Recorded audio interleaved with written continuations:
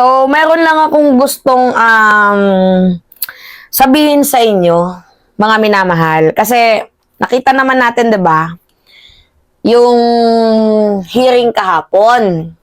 So, sino ba yung chairperson? Itong si Coco Pimentel. Alam nyo, hindi ko talaga masikmura eh. Hindi ko masikmura yung ginawa ni Coco Pimentel kay Senator Risa Hontiveros.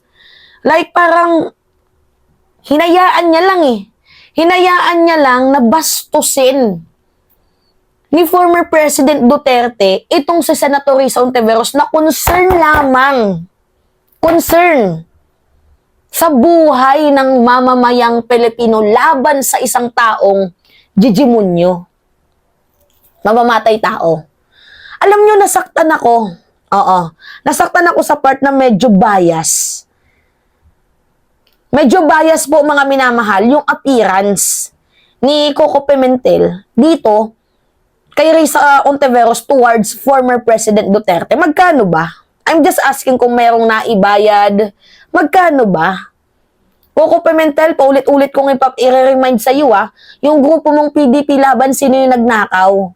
Walang iba kundi yung hayop na yan. Si former President Duterte. Uulitin ko sa iyo yung binild up mong grupo. Yung ginawa mo, suicide yun eh. Yung ginawa mong Pimentel, sira ka na naman sa taong bayan. Sinira mo yung reputation mo, Coco. Nang dahil lang sa ginagawa mong approach kay former President Duterte towards kay Senator Risa Hontiveros. Ang dami niyong mga lalaki dyan. Ang dami niyong mga lalaki dyan. Mga animals kayo. Ano yung ginagawa ninyo? Nagpapalaki lang kayo ng mga bayag? Hindi man lang kayo nanindigan? Kumbaga parang pinapatunayan nyo na last man standing is a woman. Hindi nyo man lang ba naisip na babae lang yung nag-stand sa inyo?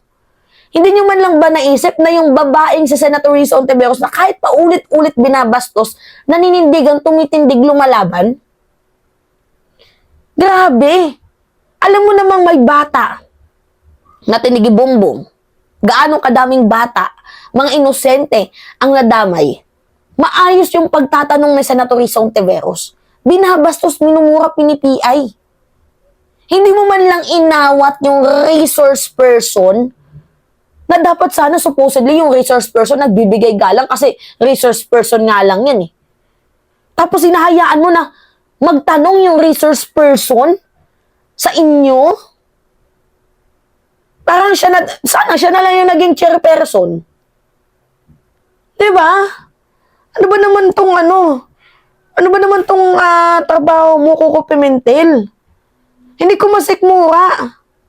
At saka isa pa, mga minamahal, sa aking napansin, itong si former President Duterte, nagkikreate ng confusion. Oo, confusion sa mamamayang Pilipino. So, anong klaseng confusion? Kunyari, may care sa mga pulis, pero nung tinanong, do you take the full responsibility sa mga killings, sa mga inosenteng napatay? Ang sabi ni Digong, sila yung gumawa. I take full responsibility pero sila yung gumawa. Ayaw niya ding makulong. So ano yun? Mayroong punto si Digong, mga minamahal, na pushback. Laban, bawi. Kagaya ng ang sabi niya, papatayin niya yung mga adik.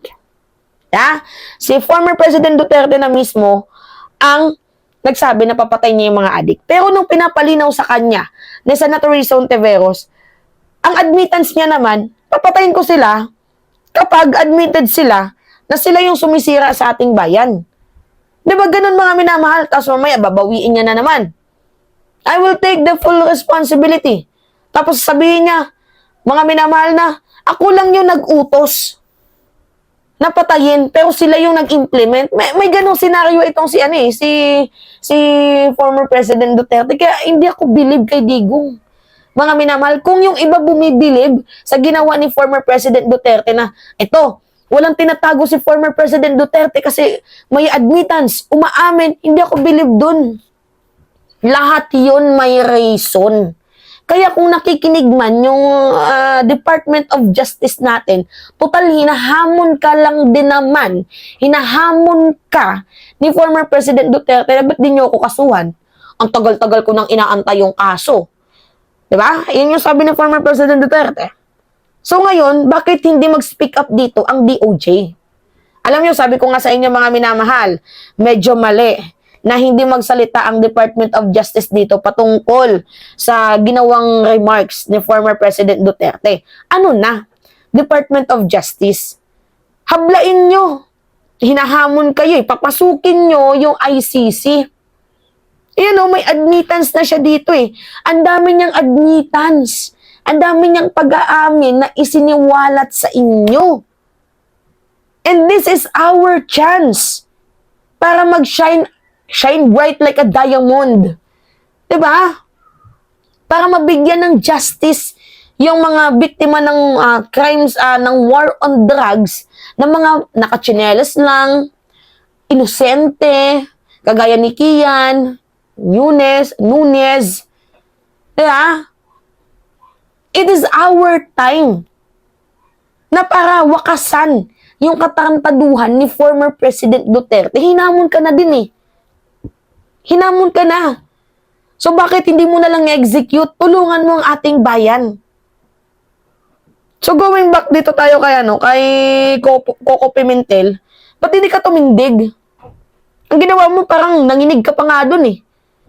Hindi ko alam kung natatakot yung ibang mga senador, mga minamahal dun sa kay former President Duterte. Pero bakit yung doon sa Congress ang tatapang ng mga tao dun? O paano ko nasabing matapang? O, yung Young Guns, merong komento. Sabi ng Young Guns, Duterte must go to jail for AJK. Yan o. Bakit yung Young Guns matapang pa kaysa sa inyo? Ito namang si Bienvenido Abante. Meron ding komento mga minamahal. Bakit yung mga nandoon sa Kongreso, ba't sila pa yung may mga yagballs? Mas powerful yung mga senador. Bakit yung doon sa Congress, yun pa yung matatapang, yun yung may yagballs na maglahad ng statement. Bakit yung ibang mga senador dyan, mga tuta, mga attack dogs, bark ng bark, tahol ng tahol, nag-iisa na nga lang yung star ninyo dyan, hinahayaan nyo pang mabastos, hinahayaan nyo pang babuyin, hinahayaan nyo pang gaguhin ng isang adik, isang mamamatay tao. Diba? Dapat si Senator Risa Ontiveros, pinoprotektahan ninyo kasi meron siyang malasakit sa buhay ng mamamayang Pilipino. Sa human rights. Kasi mga minamahal, kahit yung mga taong yan, sabihin na lang natin, adik yan, hindi pa din sapat na buhay ang magiging kapalit. May mga witnesses tayo mga minamahal na ang iba nakakagawa ng mali, pero if you will give them a second chance, di ba? Nagbabago. We deserve a second chance. Hindi naman sa pagiging sound na I am protecting criminals. Hindi sa ganon mga minamahal. Bagkus kung ang Diyos lang yung nagbigay ng buhay, Diyos lang din ang pwedeng bumawi. Sino ka para bawiin ang buhay ng Pilipino? Ikulong mo. I-rehab. Best solution, best way. Kaso anong ginawa mo? Inutusan mo. Ikaw yung utak, ikaw yung mastermind. So, itong ginawa mo, dapat meron kang pananagutan. Kaya yung DOJ, makinig. Makinig dapat yung Department of Justice sa atin.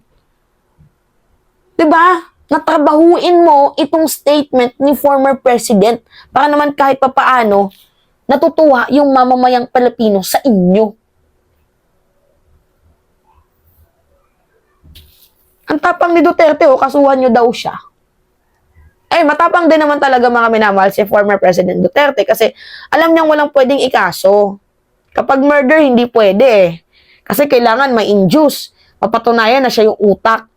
So ngayon, yung point of view natin dito, ang pwedeng ikaso sa kanya, yung malakihang krimen, yung crimes against humanity, na sakop ng ICC at bihasa yung ICC dyan. Kaya, the only way, the only doors para makulong yung putang inang yan, papasukin yung International Criminal Court sa bansang Pilipinas. Klaro?